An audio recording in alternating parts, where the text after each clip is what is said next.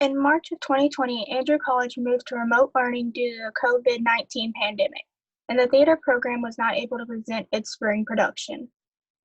On March 16th, we should have presented our annual murder mystery event, which would have been our third and my last as a 2020 graduate. We were all pretty bummed. All of the theater majors and other students like me who were signed up to receive academic credit for production work found ourselves without a show to work on. We turned to Zoom for rehearsals into our English 112 textbook for a script in the public domain that we could record for presentation. We are excited to present another murder mystery, one that has withstood the test of time and one that we think works nicely as a reading for video. Trifles by Susan Glaspell was written in 1916 and features the following characters: George Henderson,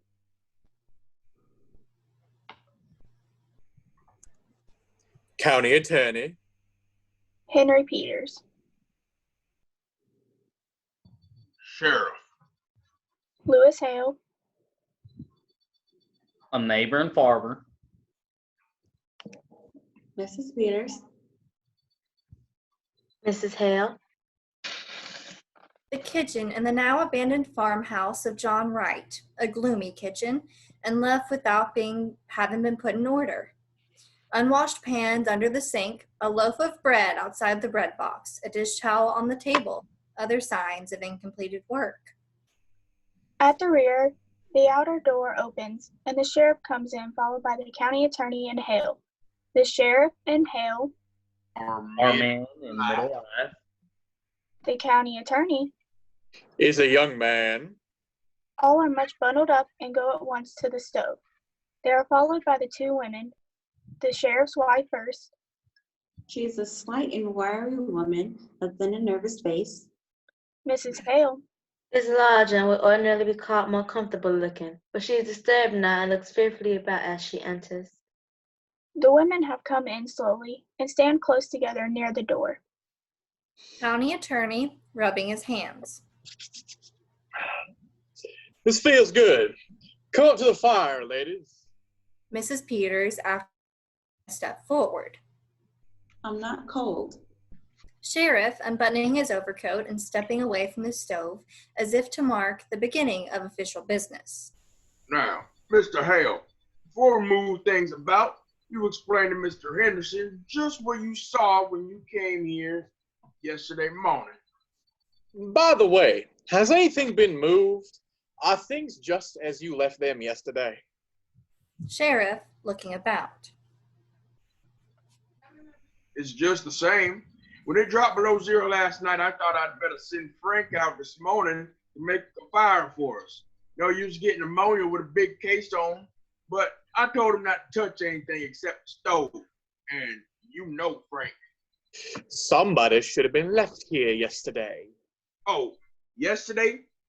When I had to send Frank to the Morris Center for that man who went crazy, I want you to know I had my hands full yesterday. I knew you could get back from Omaha by today, and as long as I went over everything here myself. Well, Mr. Hale, tell just what happened when you came here yesterday morning. Harry and I started town with a load of potatoes. We came along the road from my place, and as I got here, I said, I'm going to see if I can't get John Wright to go with me on the party telephone. I spoke to Wright about it once before, and he put me off, saying folks talk too much anyway. And all he asked was peace and quiet. I guess you know about how much he talked himself. But I thought maybe if I went to the house and talked about it before his wife, though I said to Harry that I didn't know as what his wife wanted made much difference to John. Let's talk about that later, Mr. Hale. I do want to talk about that, but tell now just what happened when you got to the house. I didn't hear or see anything. I knocked at the door, and still it was all quiet inside. I knew they must be up. It was past 8 o'clock. So I knocked again, and I thought I heard somebody say, "Come in." I wasn't sure. I'm not sure yet, but I opened the door. This door. Indicating the door by which the two women are still standing. And there in that rocker, Pointing to it. that Mrs. Wright.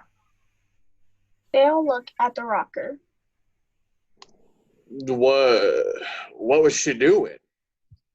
She was rocking back and forth. She had her apron in her hand and was kind of blinking it. And how did she look? Well, she looked queer. How do you mean, queer? Well, as if she didn't know what she was going to do next and kind of doing it. How did she seem to feel about your coming? Why, I don't think she minded. One way or another, she didn't pay much attention. I said, "How do, Mrs. Wright? It's cold, ain't it?" And she said, Is it? and went on kind of blinking at her apron.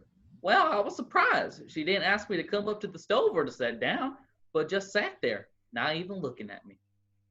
So I said, "I want to see John." And then she laughed. I guess you can call it a laugh. I thought of Harry and the team outside, so I said a little sharp, "Can't I see John?"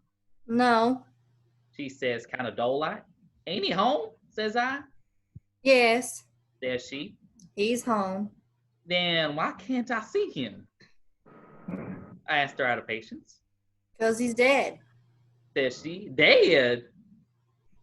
Says I. She just nodded her head, not getting a bit excited, but rocking back and forth. "Why, where is he?" says I, not knowing what else to say. She just pointed upstairs. Like that.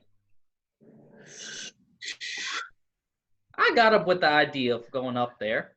I walked from there to here, and then I says, "Why, what did he die of?" He died of a rope around his neck. Says she, and just went on pleating at her apron. Well, I went out and called Harry. I thought I might need help. We went upstairs, and there he was, lying. I think I'd rather have you go into that upstairs where you can point it all out. Just go on now with the rest of the story. Well, my first thought was to get that rope off. It looked. But Harry, he went up to him and he said, No, he's dead all right, and we better not touch anything. So we went back downstairs. She'll still sit the same way. Has anybody been notified? I asked. No. Said she, unconcerned. Who did this, Mrs. Wright? Said Harry. He said, all businesslike. And she stopped cleaning up her apron. I don't know. She says. You don't know? Says Harry.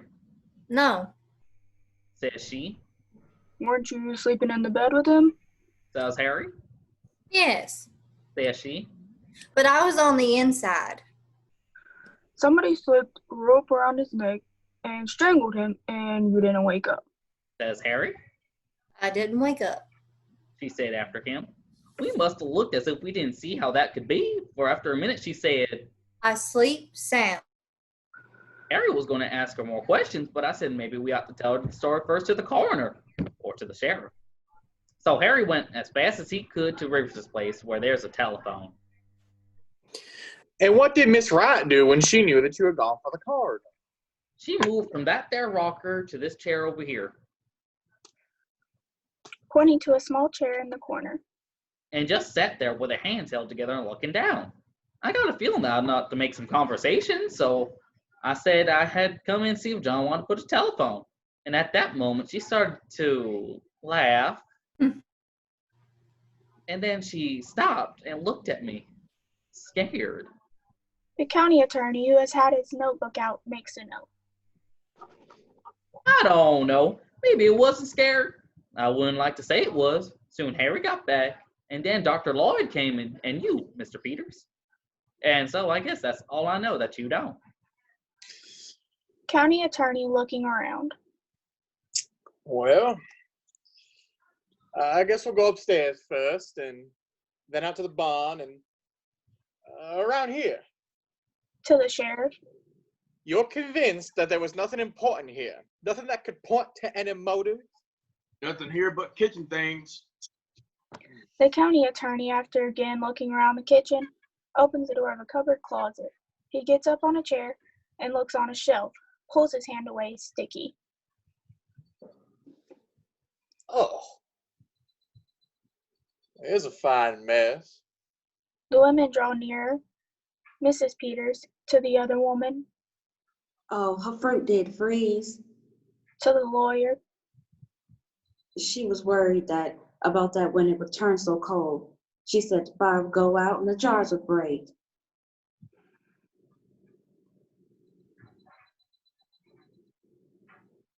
Well, can you beat the women held for murder and worrying about her preserves? I guess before we're through, she may have something a bit more serious than preserves to worry about. Well, women are used to worrying over trifles. The two women move a little closer together. County attorney, with the gallantry of a young politician. And yet, for all their worries, what would we do without the ladies? The women do not unbend. He goes to the sink, takes a dipper full of water from the pail, and pouring it into a basin. Washes his hands, starts to wipe them on the roller towel, turns it for a cleaner place. Dirty towels. Kicks his foot against the pans under the sink. Not much of a housekeeper, would you say, ladies? Mrs. Hale stiffly. There's a great deal of work to be done on the farm. To be sure. And yet, With a little bow to her. I know there are some Dixon County farmhouses which do not have such roller towels.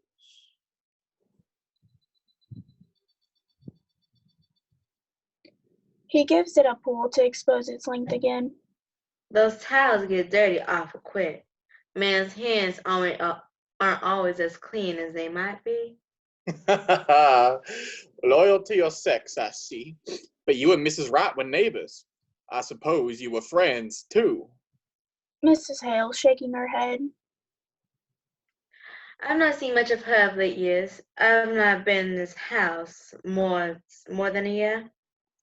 And why was that? You didn't like her? I liked her well enough. Farmers' wives have their hands full, Mr. Henderson. And then, Yes. Mrs. Hale looking about. it never seemed a very cheerful place. No. It's not cheerful. I shouldn't say she had the homemaking instinct. Well, I don't know as Wright had either. You mean that they didn't get on very well? No, I don't mean anything. But I don't think a place be any cheerfuler for John Wright's being in it. I'd like to talk more of that a little later. I want to get the lay of things upstairs now. He goes to the left, where 3 steps lead to a stair door. I suppose anything Mrs. Peters does will be all right. She was to take in some clothes for her, and a few things. We left in such a hurry yesterday. Yes, but I would like to see what you take, Mrs. Peters, and keep an eye out for anything that may be of use to us. Yes, Mr. Henderson. The women listen to the men's steps. Then look at.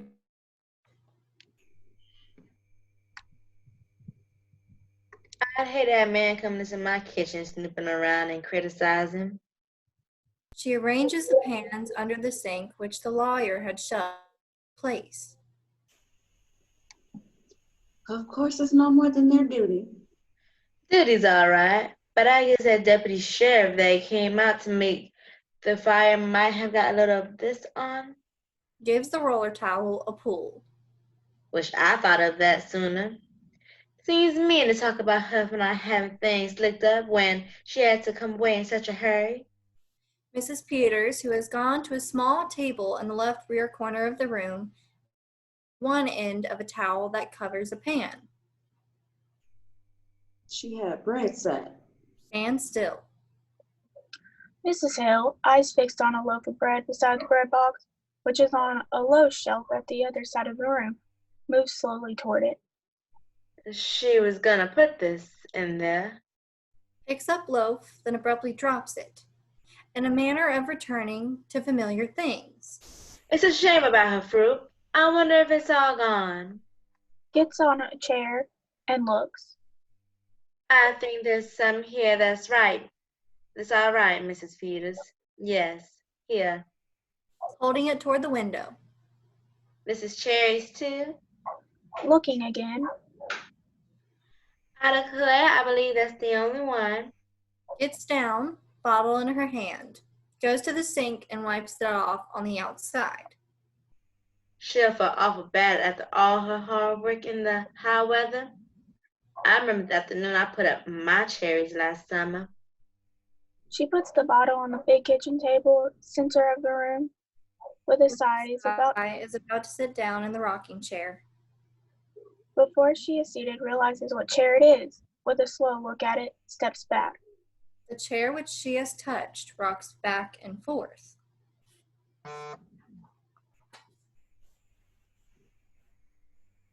Well, I must get these things from the front room closet. She goes to the door at the right, but after looking into the other room, steps back. You coming with me, Mrs. Hale? You could help me carry them. They go in the other room, reappear, Mrs. Peters carrying a dress and skirt, Mrs. Hale following with a pair of shoes. My, it's cold in there. She puts the clothes on the big table and hurries to the stove. Mrs. Hale examining the other skirt. Right was closed. I think maybe that's why she kept so much to herself. She didn't even belong to the ladies' aid. I suppose she felt she couldn't do her part, and then you don't enjoy things when you feel shabby. She used to wear pretty clothes and be lively when she was Minnie Foster, one of the town girls singing in the choir. But that was 30 years ago. This is all you was to take in? She said she wanted an apron. Funny thing to want for there isn't much to get you dirty in jail, goodness knows. But I suppose just to make it feel more natural. She said they were top drawer in this cupboard. Yes, here. And there's a little that always on the door. Opens stair door and looks. Yes, here it is. Quickly shuts door leading upstairs. Mrs. Hale abruptly moving toward her. Mrs. Peters, Yes, Mrs. Hale. do you think she did it? Mrs. Peters in a frightened voice. Oh, Well, I don't think she did. Ask for an apron in her little shop, worrying about her fruit. Mrs. Peters starts to speak, glances up, where footsteps are heard in the room above, in a low voice. Mr. Peters says it looks bad for her. Mr. Henderson is awful in a sarcastic speech and says he'll make fun of her saying she didn't wake up. Well, I guess John Wright didn't wake when they were slipping that rope under his neck. No, it's strange. It must have been done awful crafty and still. They say it was such a funny way to kill a man, rigging it all up like that. That's just what Mr. Hale said. There was a gun in the house. He said that's what he can't understand. Mr. Henderson said coming out that was needed for the case was a motive, something to show anger or sudden feeling. Mrs. Hale, who is standing by the table. Well, I don't see any signs of anger around here. She puts her hand on the dish towel which lies on the table, stands looking down at table, one half which is clean, the other half messy. It's wiped to here. Makes a move as if to finish work, then turns and looks at loaf of bread outside the bread box. Drops towel. And that voice of coming back to familiar things. Wonder how they are finding things upstairs. I hope she had a little more red up there. You know, it seems kind of sneaky, locking her up in town and then coming out here and trying to get her own house to turn against her. But Mrs. Hale, the law is the law. I suppose it is. Unbuttoning her coat. Better loosen up your things, Mrs. Peters. You won't feel them when you go out.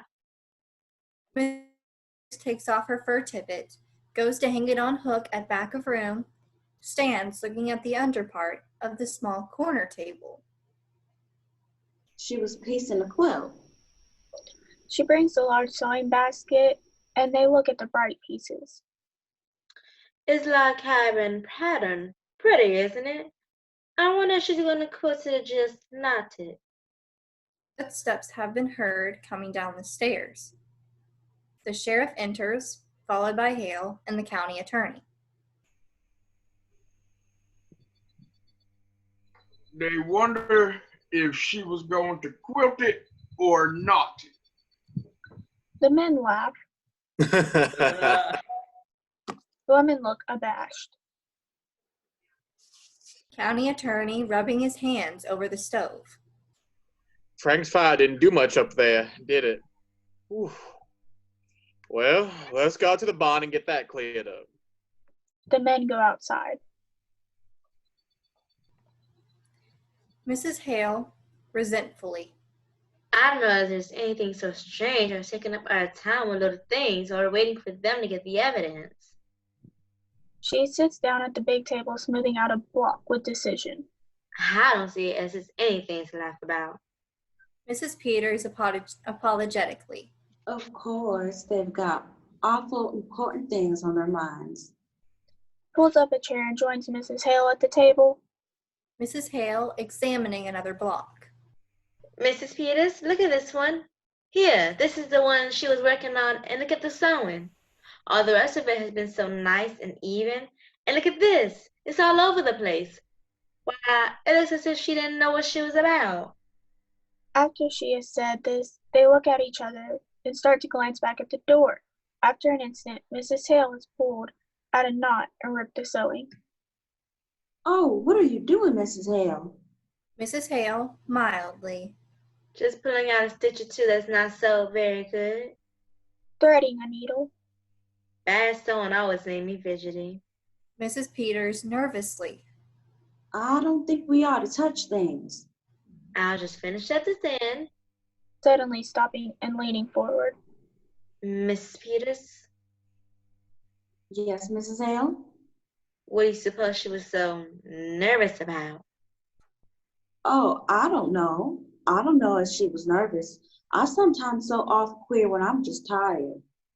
Mrs. Hale starts to say something, looks at Mrs. Peters, then goes on sewing. Well, I must get these things wrapped up. They may be through sooner than we think. Putting apron and other things together. I wonder where I could find a piece of paper and string. In the cupboard, maybe? Mrs. Peters looking in cupboard. Why, here's a bird cage.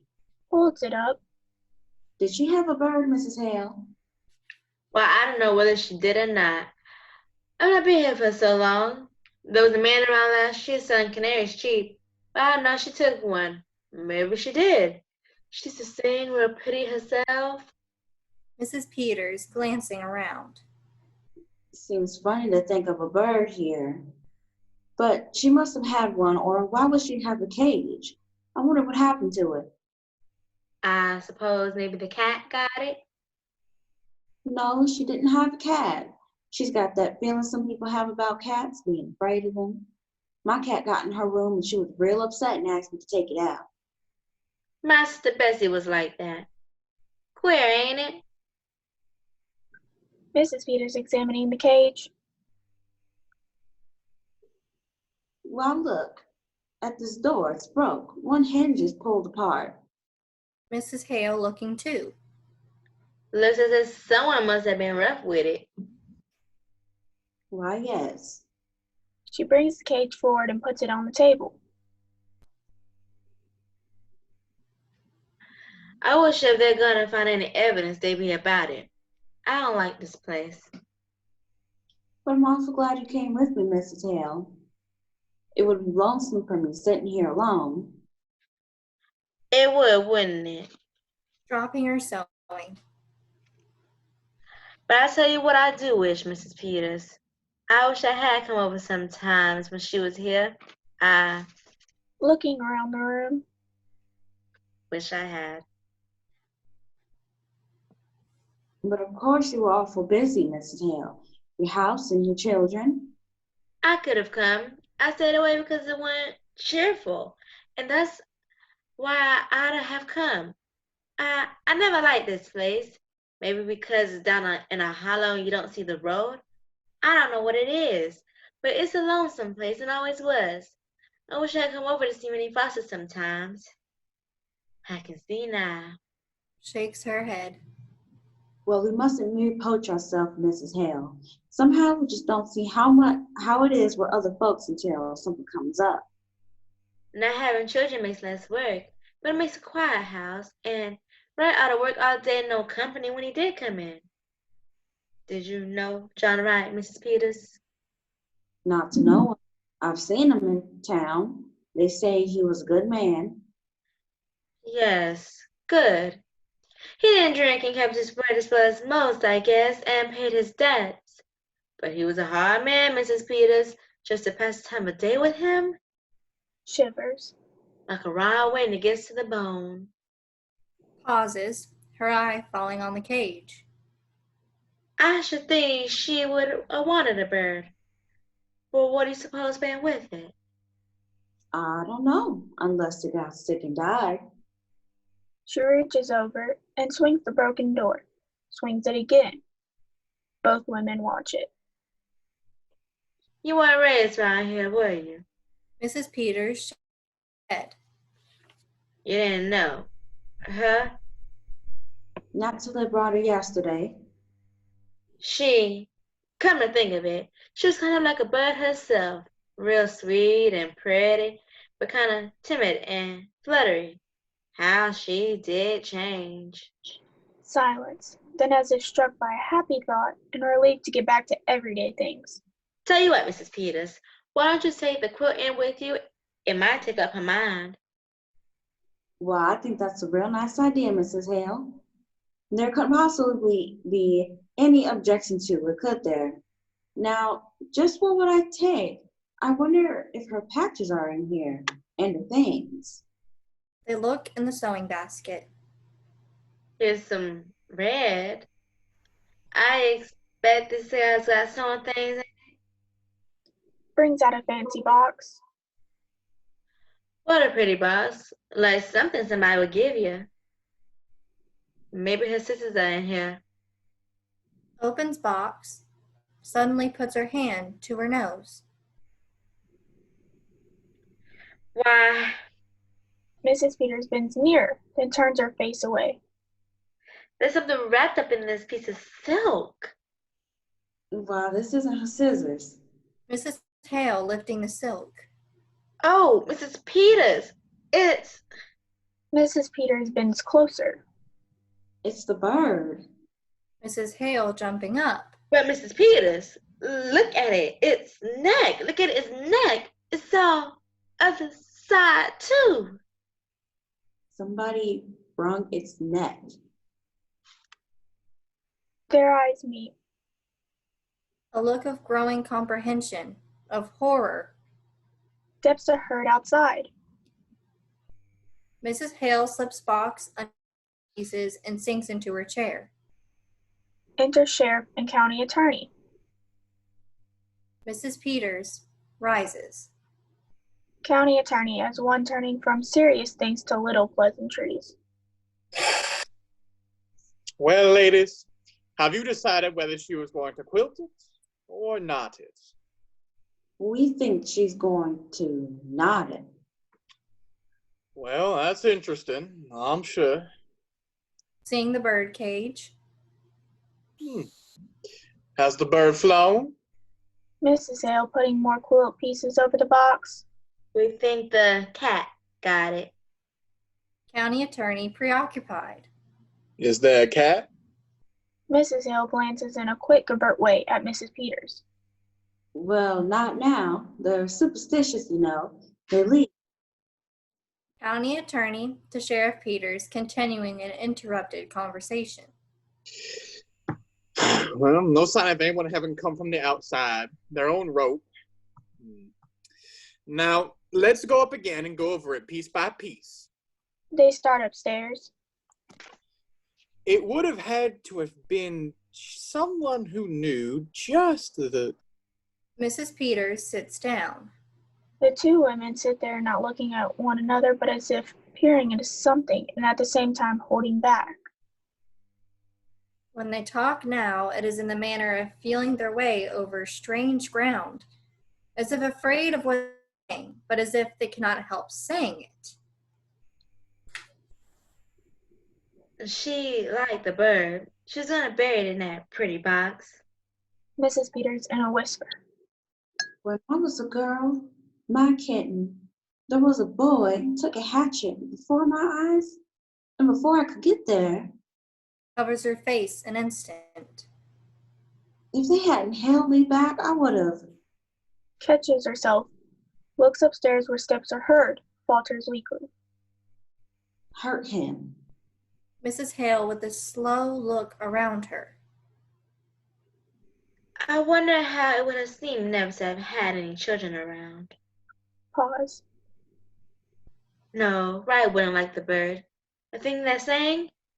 She used to sing. He killed that too. Mrs. Peters moving uneasily. We don't know who killed the bird. I knew John Wright. It was an awful thing that was done in this house that night. Mrs. Hale killing a man while he slept, slipping a rope around his neck that choked the life out of him. His neck. Choked the life out of him. Her hand goes out and rests on the bird cage. Mrs. Peters with a rising voice. We don't know who killed him. We don't know. Mrs. Hale, her own feeling not interrupted. If there'd been years and years of nothing than a bird to sing to, it would be awful still. After the bird was still. Mrs. Peters, something within her speaking. I don't know what stillness is. When we homesteaded in Dakota, and my first baby died after he was 2 years old, and me was no other than. Mrs. Hale moving. How soon do you suppose they'll be through looking for the evidence? I know what stillness is. Herself back. The law has got to punish crime, Mrs. Hale. Mrs. Hale not as if answering that. How would she see Minnie Foster when she wore a white dress with blue ribbons and stood up there in the quiet and sang? A look around the room. Oh, I wish I'd come over here once in a while. That was a crime. That was a crime. Who's gonna punish that? Mrs. Peters looking upstairs. We mustn't take on. I might have known she needed help. I know how things can be for women. I tell you, it's queer, Mrs. Peters. We live close together and we live far apart. We all go through the same things. It's all just a different kind of the same thing. Brushes her eyes, noticing the bottle of fruit. Reaches out for it. If I was you, I wouldn't tell her her fruit was gone. Tell her it ain't. Tell her it's all right. Take this in to prove it to her. She may never know whether it was broke or not. Mrs. Peters takes a bottle, looks about for something to wrap it in, takes petticoat from the clothes brought from the other room, very nervously begins winding this around the bottle in a false voice. My, it's a good thing the men couldn't hear us. Wouldn't they just laugh, getting all stirred up over a little thing like a dead canary, as if that could have anything to do with wouldn't they just laugh? The men are heard coming downstairs. Mrs. Hale, under her breath. Maybe they would. Maybe they wouldn't. No, Peters. It's all perfectly clear except a reason for doing it. But you know, juries, when it comes to women, if there was some definite thing, something to show, something to make a story about, a thing that would connect up with this strange way of doing it. The women's eyes meet for an instant. Enter Hale from outer door. Well, I've got the team round. Pretty cold out there. I'm going to stay here a while by myself. To the sheriff. You can send Frank out for me, can't you? I want to go over everything. I'm not satisfied. We can't do better. Do you want to see what Mrs. Peters is going to take in? The lawyer goes to the table, picks up the apron, laughs. Oh, I guess they're not very dangerous things the ladies have picked out. Moves a few things about, disturbing the quilt pieces which cover the box. Steps back. No, Mrs. Peters doesn't need supervising. For that matter, a sheriff's wife is married to the law. Ever think of it that way, Mrs. Peters? Not just that way. Sheriff, chuckling. Married to the law? Moves toward the other room. I just want you to come in here a minute, George. We ought to take a look at these windows. County attorney, scoffingly. Oh, windows.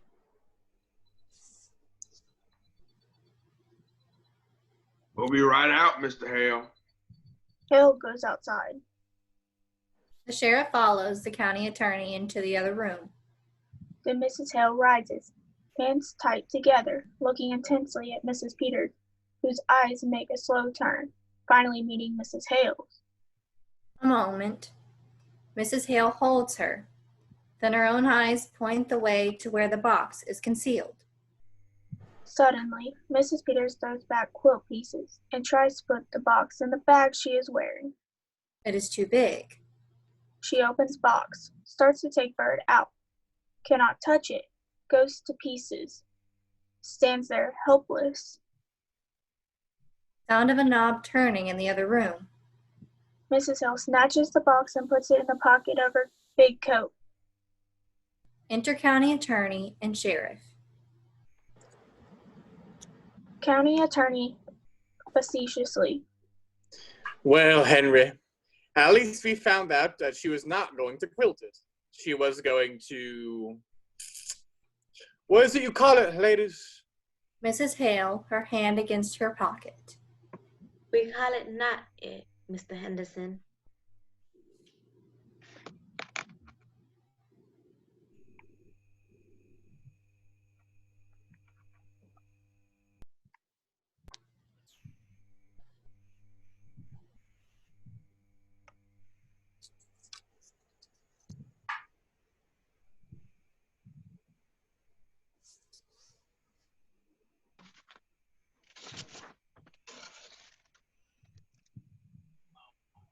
Curtain.